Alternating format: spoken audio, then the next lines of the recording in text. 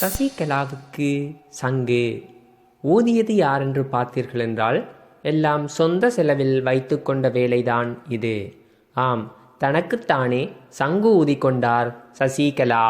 ஜெயலலிதா, சசிகலா, இளவரசி, சுதாகரன் என்று இவர்கள் மேல் போடப்பட்டிருந்த சொத்து குவிப்பு வழக்கிலிருந்து ராஜதந்திரத்தை பயன்படுத்தி, அரசியல் ஞானத்தை பயன்படுத்தி, அதிகாரத்தை பயன்படுத்தி வெளியில் வந்தார் ஜெயலலிதா.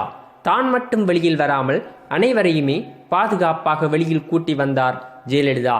இருப்பினும் இப்பொழுது ஜெயலலிதாவின் மறைவின் பின் இந்த பிரச்சனைக்குள் மீண்டும் தலையை நுழைத்து உள்ளே சென்றிருக்கின்றார் சசிகலா, இளவரசி, சுதாகரன் போன்றவர்கள். இதுதான் சொந்த செலவில் சூனியம் வைத்துக் கொள்வது என்பது.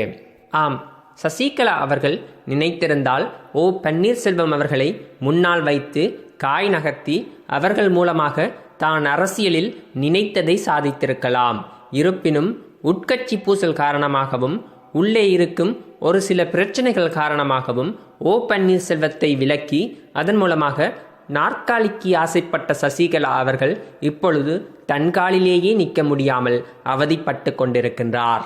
இப்பொழுது சசிகலாவுக்கு எதிராக நிற்பவர்கள் சசிகலாவிடம் இருக்கும் பலத்தை உடைப்பதற்காக, அதாவது சொத்து பலத்தையும் பணபலத்தையும் உடைப்பதற்காக அதிகாரத்தை நாடுகின்றார்கள்.